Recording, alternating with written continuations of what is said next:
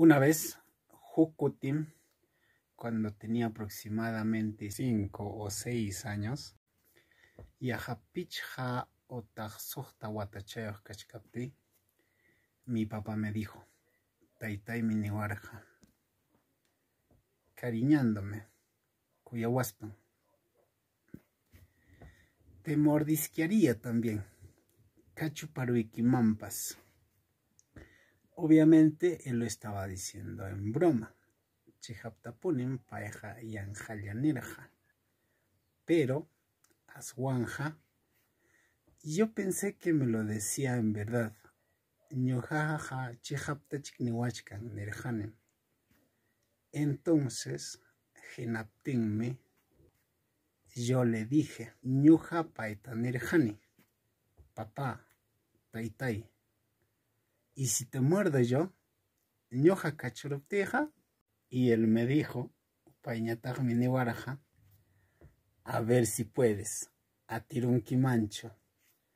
Y yo estaba en su regazo. Ñojañatag mi miljainim picarajani. Entonces, jinaptinme, poniéndome de pie, sayari kuspay, le mordí fuerte la nariz.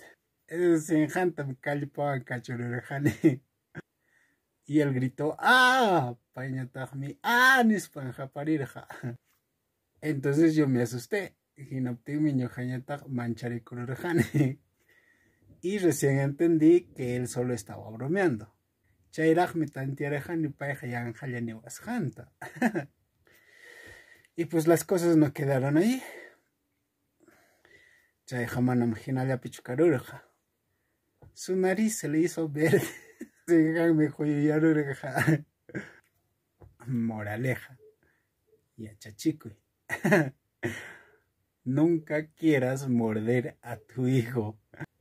Ama guaguay que cachurita jamonaicho.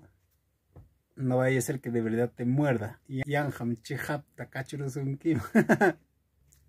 Y también, chaynayata, no muerdas a tu papá.